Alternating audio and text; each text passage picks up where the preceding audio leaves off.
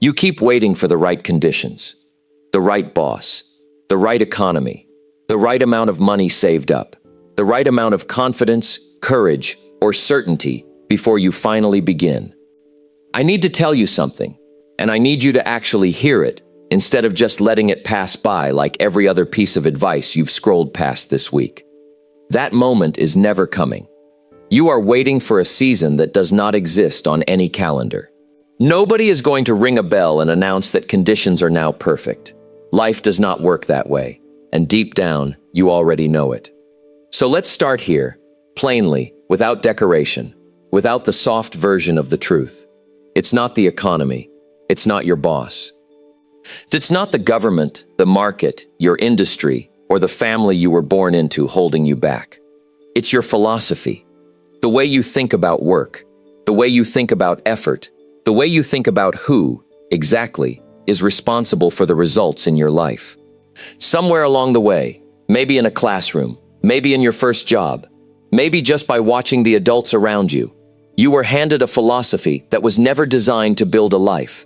It was designed to fill a shift, show up, do the minimum required not to get fired, watch the clock, wait for Friday, wait for the raise, wait for someone else to notice your effort and hand you the future you were too afraid to build yourself. That's not a character flaw. Let me be clear about that, because I am not here to shame you. That's a mindset. And mindsets, unlike personalities, can be replaced. Here's the hard truth wrapped in kindness. You are the architect of your own life. Every single day, whether you're paying attention or not, you are laying a brick. But right now, if you're honest with yourself, you're laying bricks for a house you don't even want to live in.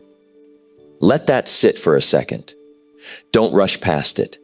You didn't wake up one morning and choose mediocrity. Nobody does that. It happens slowly, one comfortable decision at a time. One, I'll start Monday. One, it's not the right time. One season of coasting that quietly, without an announcement, became a decade. And here is the sentence I want you to remember long after this video ends. The biggest mistake you're making isn't a lack of talent. It is not a lack of intelligence. It is not a lack of opportunity, connections, or luck. It is a lack of discipline. The discipline to think, decide, and act like the owner of your life, instead of a renter waiting for someone else to fix the roof. So today, we are not talking about hustle culture. We are not talking about motivation that feels powerful for 20 minutes and evaporates by Wednesday morning. We are talking about something deeper and far more permanent, a complete shift in identity, from employee thinking to leadership thinking. Not a job title, a philosophy. Because leadership was never about the corner office, the title on the door, or the number of people reporting to you. Leadership was always about one simple, unglamorous thing. Who takes responsibility when nobody is watching? Stay with me. This is going to sting a little before it sets you free, and that's exactly how real change is supposed to feel. Let me show you two people. Same city, same starting salary, same size of apartment, same number of hours in the day, because that part never changes for anyone. Everyone gets 24 hours. The rich and the poor, the talented and the average, the confident and the terrified. 24 hours, no more, no less, no exceptions. The first person thinks like an employee, not because of their job title, because of their philosophy. They ask, what is the minimum I need to do to keep this position? They ask, when is my next day off? They ask, whose fault is this? The moment something goes wrong. They wait to be told what to do, and then they do exactly that much, not 1 inch more. They see effort as a transaction, a simple trade of time for money. Nothing invested, nothing multiplied, nothing left over at the end of the month except the exact same tiredness they started with. The second person has the exact same job, same desk, same paycheck this month. Nothing about their external circumstances is different, but their philosophy is entirely different. They ask, what skill can I build this year that I didn't have last year? They ask, how can I make myself more valuable, not just more busy? They ask, What can I control today, regardless of what happened yesterday, and regardless of what might happen tomorrow? They see their current job not as a ceiling that traps them, but as a training ground that prepares them. Here is the part that will change how you see everything, if you let it. In 5 years, these two people will not just have different bank accounts.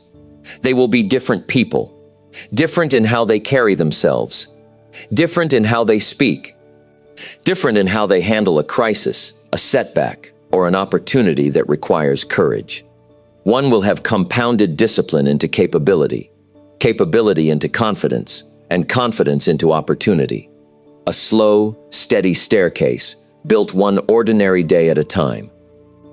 The other will still be waiting for the right conditions, still blaming the field for a harvest they never planted, still telling the same story about why this year wasn't the year, the way they told it last year and the year before that. This is the philosophy gap, and it doesn't announce itself overnight. It shows up quietly, in the compound interest of 1,000 small choices nobody else ever sees. Employee thinking says, I am owed something for simply showing up.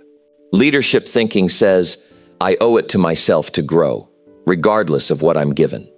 Employee thinking says, this isn't in my job description. Leadership thinking says, my description is whatever it takes to become the person I am trying to become. Employee thinking waits for permission. Leadership thinking takes responsibility. Employee thinking asks, what's in it for me right now, today? Leadership thinking asks, what am I becoming, over time, because of what I choose today?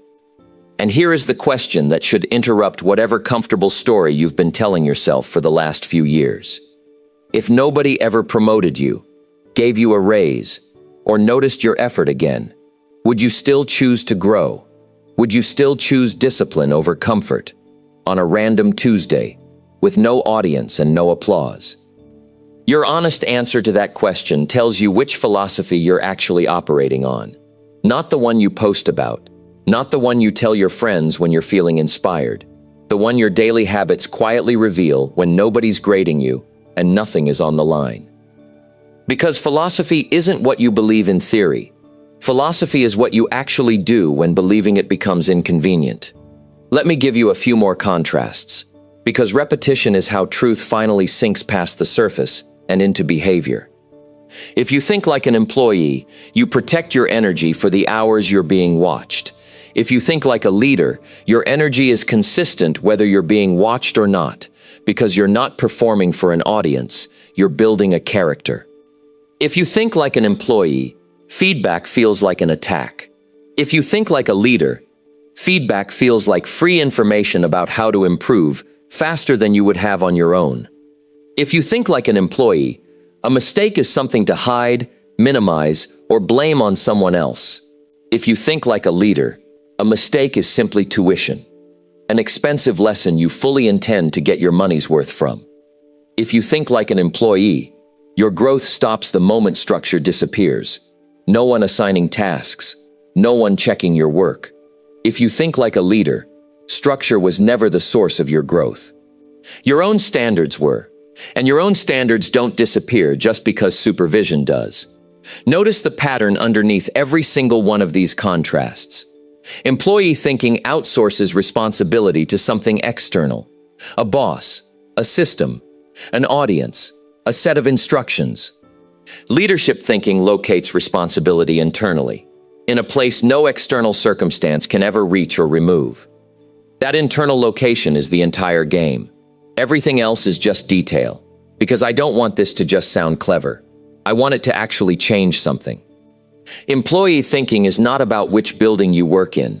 There are people with the title CEO who think entirely like employees. They wait for the board to tell them what to do. They avoid hard decisions. They manage rather than lead. They protect their position instead of growing their capability.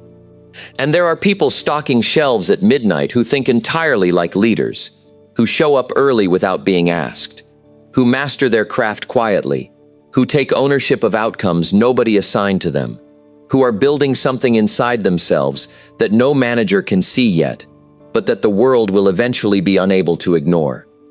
So if you've been telling yourself, I'll start thinking like a leader once I get promoted, once I own something, once I have a title that matches the ambition.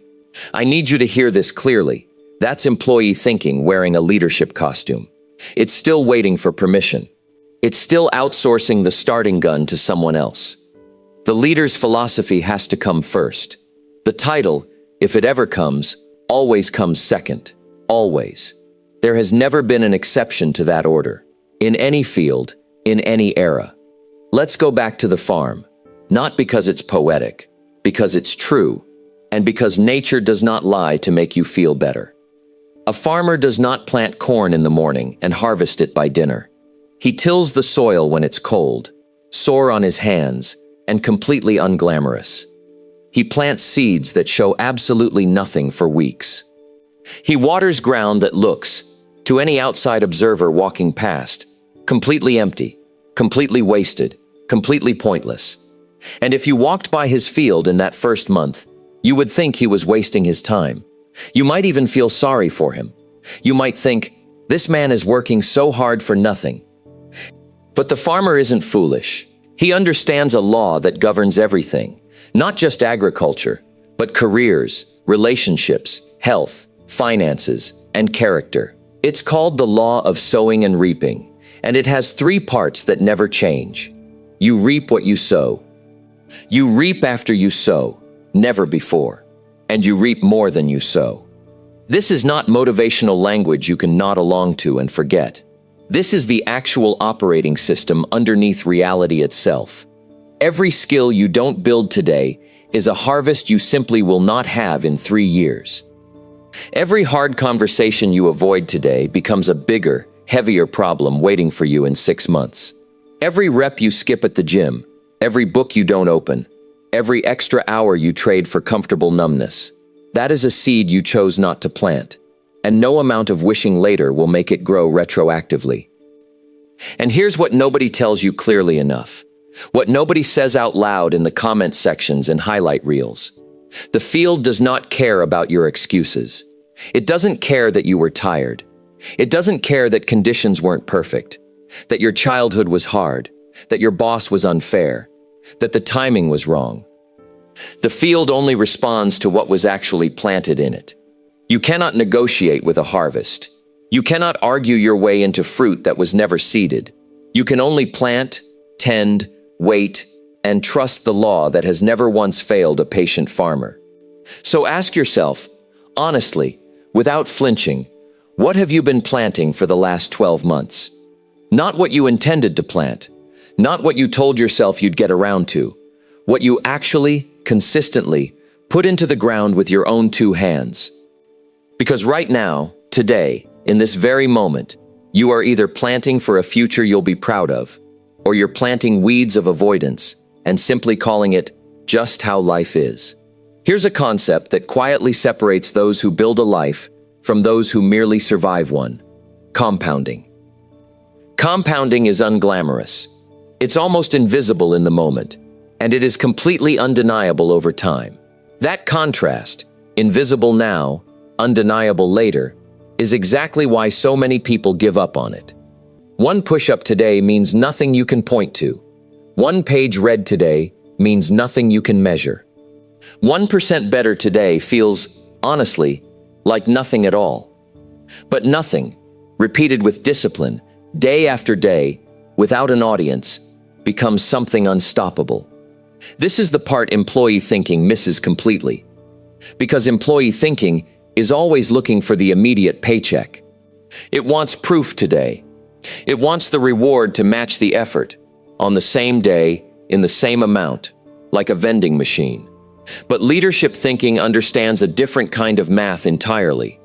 Leadership thinking says, I am not doing this for today's result.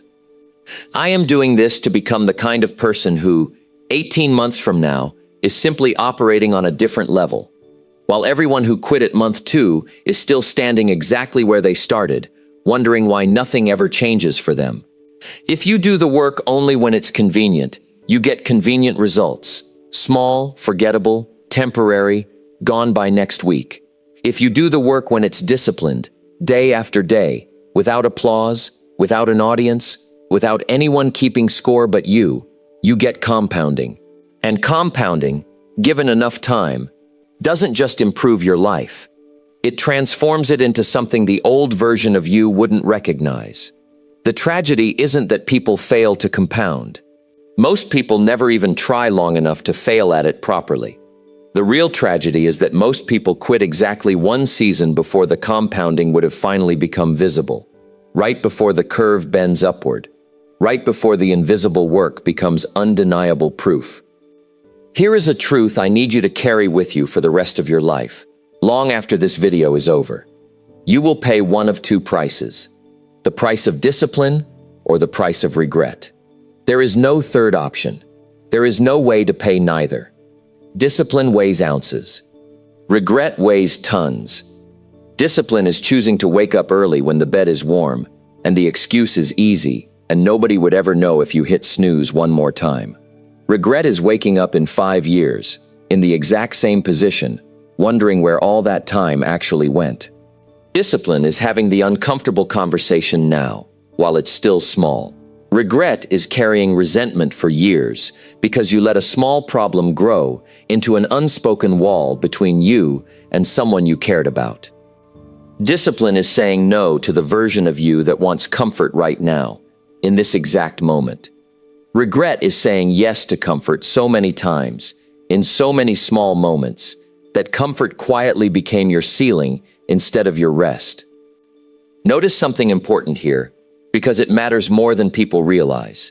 Discipline is temporary. It's a season. It's hard for a while, genuinely hard. And then something shifts. It becomes identity. It becomes simply who you are. And it stops feeling like sacrifice and starts feeling like self-respect. But regret doesn't have a season. Regret doesn't end on its own. Regret compounds too, except it compounds in the wrong direction. It compounds into bitterness. It compounds into blame. It compounds into a slow, quiet erosion of your own belief that you were ever capable of more in the first place. So when discipline feels heavy today, and it will feel heavy, I'm not going to pretend otherwise. Ask yourself honestly which weight you'd rather carry, the ounces now or the tons later, because you don't get to choose neither. Life simply doesn't offer that option. No matter how long you avoid the decision, you only get to choose which one. Now here is where leadership thinking becomes not just powerful, but merciful. Merciful toward yourself, which is something most self-improvement content forgets to teach. You are going to fail. Let's be honest about that, instead of pretending otherwise. Instead of pretending this video is a magic formula that removes failure from your future entirely. You will have seasons of winter, seasons where nothing seems to be growing, where effort feels invisible, where you plant and plant and plant and see absolutely no green breaking through the soil, no matter how patient you try to be. Employee thinking interprets winter as proof that you're simply not cut out for this. It says, "See, this doesn't work for people like me." It turns a temporary season into a permanent identity. It takes a passing condition and carves it into a verdict. Leadership thinking understands something entirely different. Winter is not a punishment. Winter is a phase. It is one part of a cycle that was always going to include cold months. No farmer burns down his field because it's cold in January. He doesn't stand in the snow and declare himself a failure at farming. He understands the field is resting, not dying. He understands that seasons change precisely because that is the nature of seasons. They are defined by the simple fact that they end. Your failure last year was not a life sentence. It was a season. Your slow, uncertain start was not a disqualification. It was a season. The years you wasted, the chances you let slip by, the version of you that simply didn't know better yet, that was a season too, and seasons pass. Here's the leadership reframe, and I want you to actually take this one with you. Failure is data, not destiny. It's feedback, not a final verdict handed down by some cosmic judge. The question was never, did you fail? Everyone fails. Every single successful person you've ever admired failed first, often repeatedly, often painfully. The real question is, Did you let winter convince you that spring wasn't coming? Because spring always comes.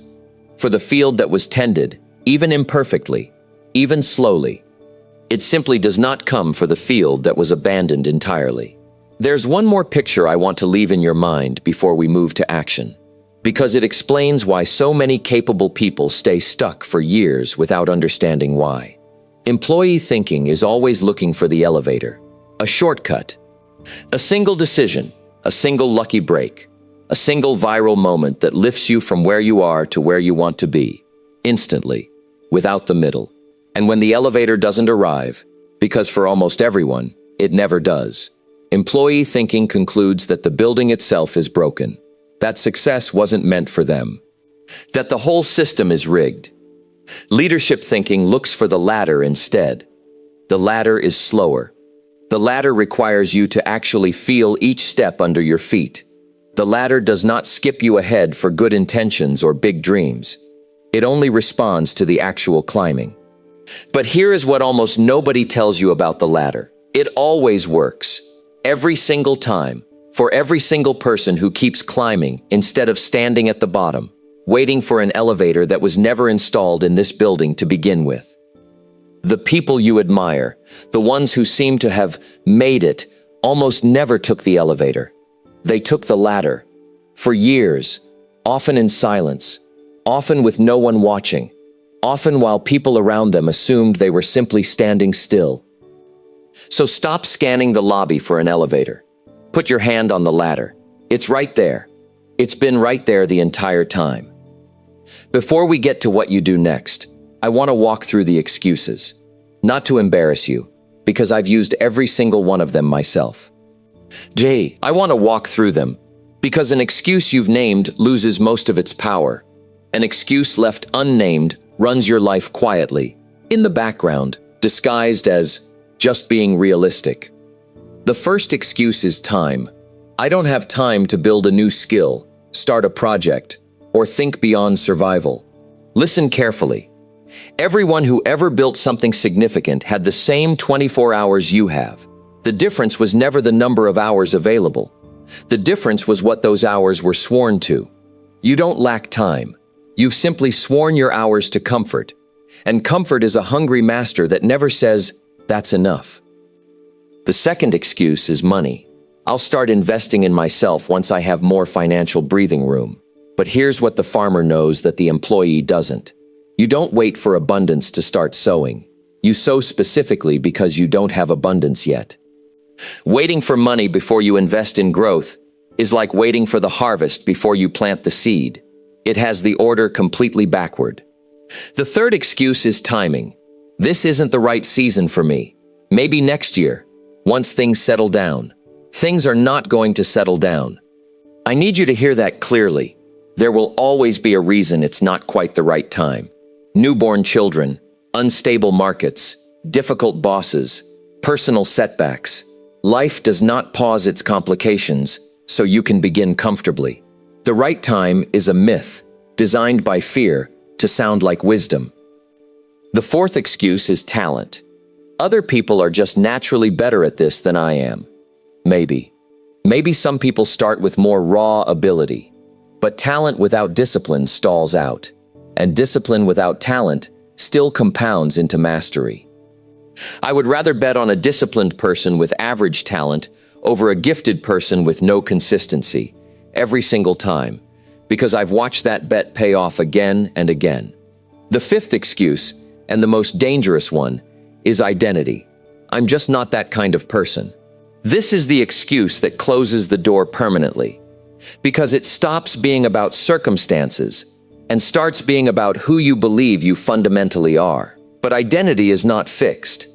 Identity is built the same way a callus is built, through repeated friction, applied consistently, over time. You are not born disciplined. You become disciplined, the same slow way a farmer becomes a farmer, by doing the work of one, repeatedly, long before he feels qualified to call himself one. Notice something about every excuse on this list. They all point outward. Time, money, timing, talent, identity, handed to you by circumstance. And leadership thinking does something uncomfortable with every single one of them. It turns the finger back around.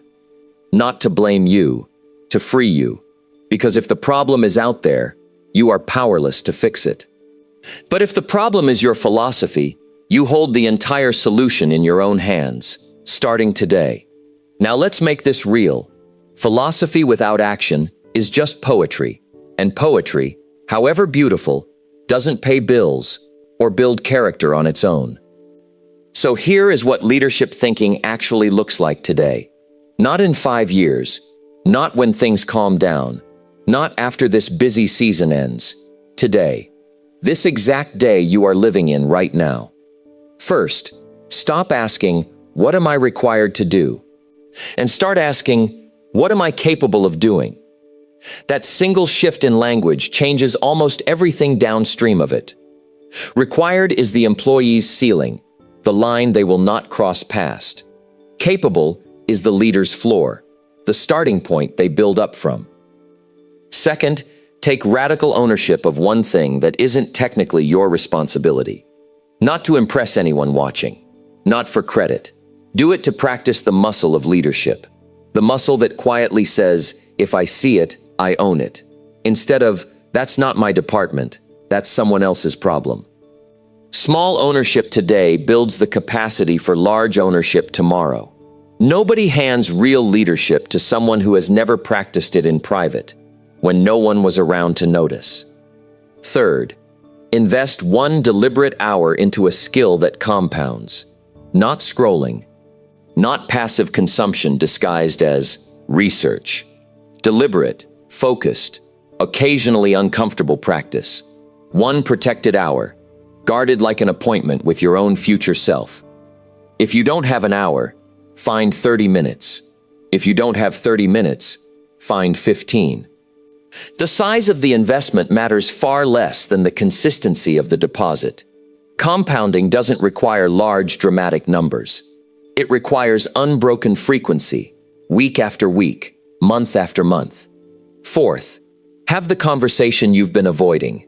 The one with your manager about your actual growth path. The one with yourself about the habit that's quietly sabotaging everything you say you want. The one with the person you've resented in silence instead of addressed directly. Employees avoid friction, hoping it resolves itself. Leaders manage friction because they understand something employees often miss. Avoided problems don't disappear. They just get bigger, and they pick a worse, more painful time to return. Fifth, end today by asking yourself one honest, unavoidable question. Did I sow, or did I just survive? Not did you feel busy.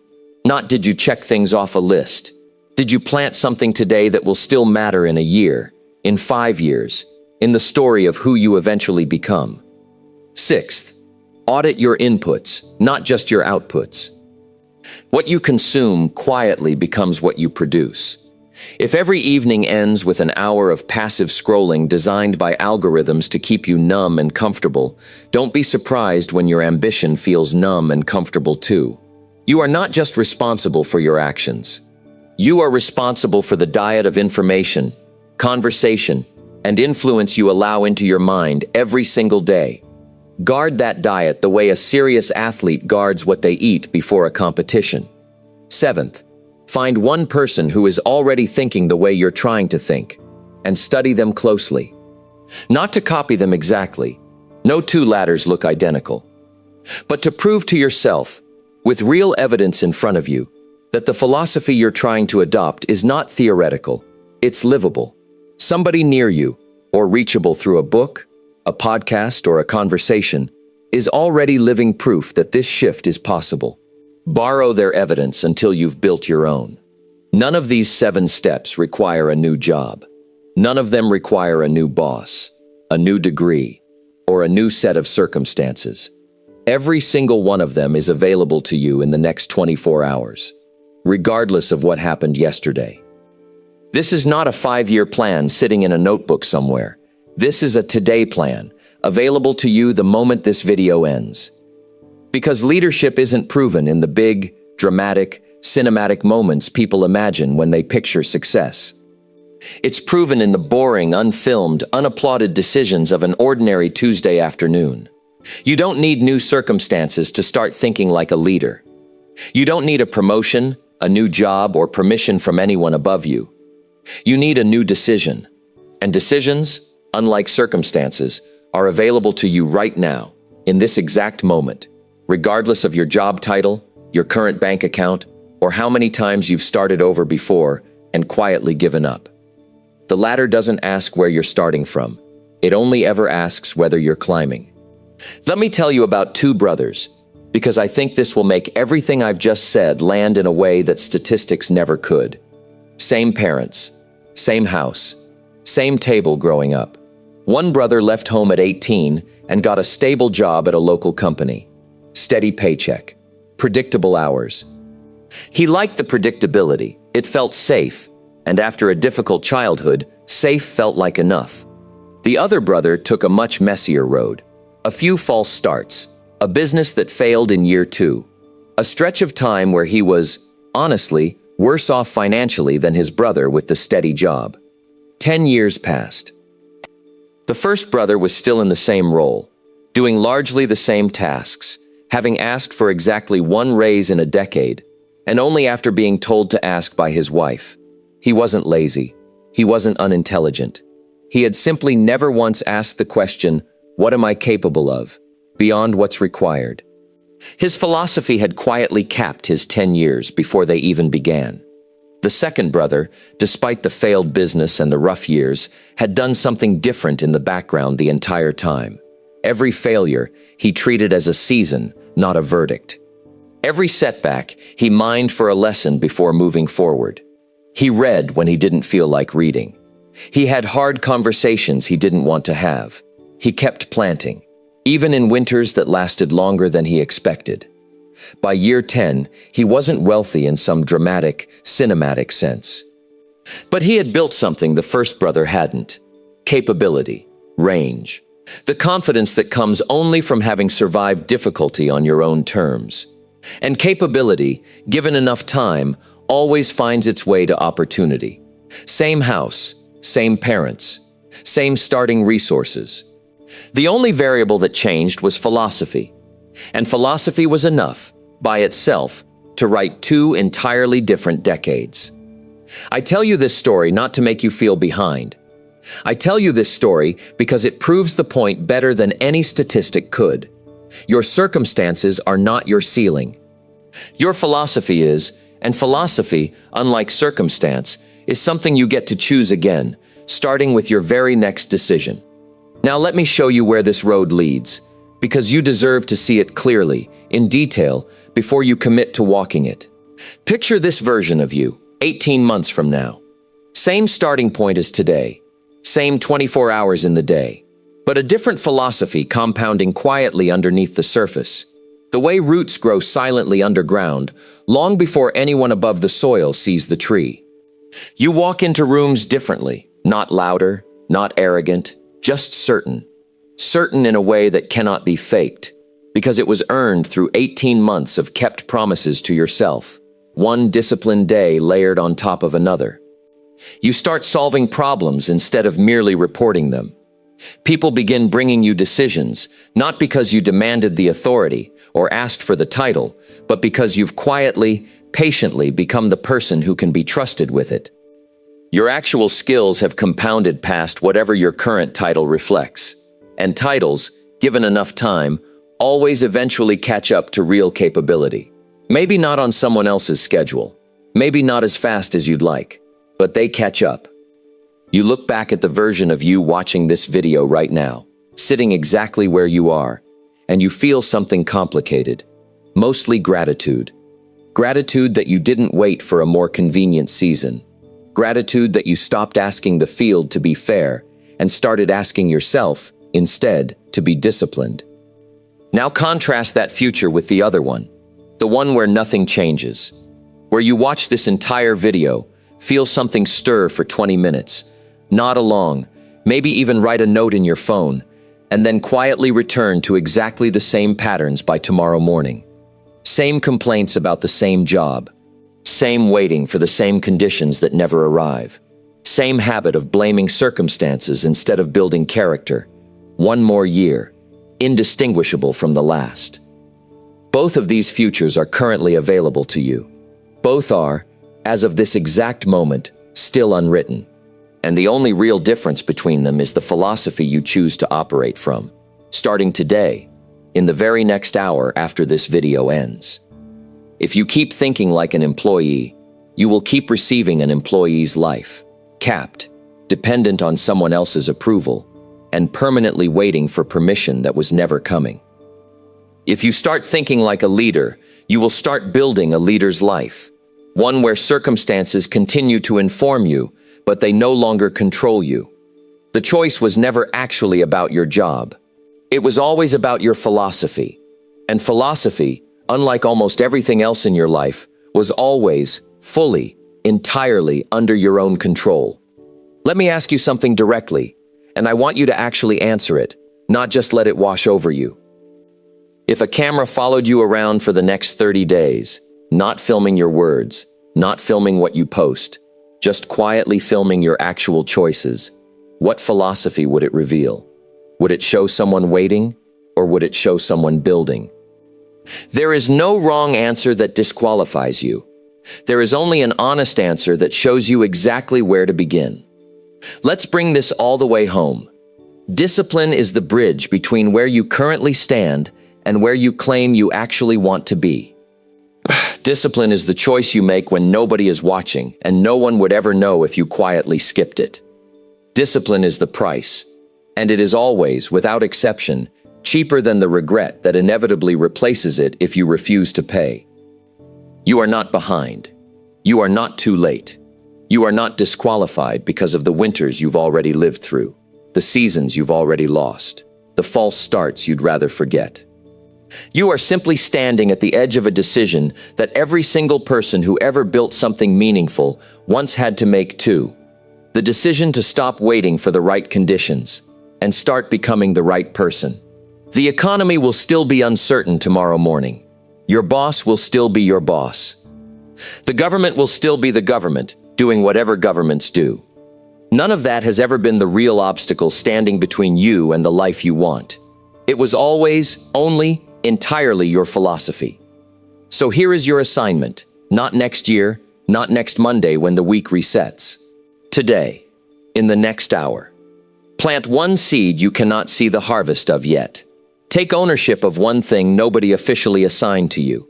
Choose discipline's ounces over regret's tons, one more time, in one small, unglamorous decision. Do that again tomorrow, and the day after. And the day after that, until it stops feeling like a decision at all, and simply becomes who you are. Because leadership was never a title waiting patiently to be given to you by somebody else. It was a philosophy, waiting this entire time to finally be chosen by you. Say it with me, even if only in your own mind, because a truth spoken becomes a truth remembered. Discipline is the bridge. Discipline is the choice. Discipline is the price, and it is a price worth paying. Not because discipline is glamorous. It rarely is. Not because discipline feels good every single day. It doesn't. And anyone who tells you otherwise is selling you something. But because on the other side of that bridge is a version of you that the current version can barely imagine yet. Steadier, more capable, more trusted, more free. Free not because life became easier.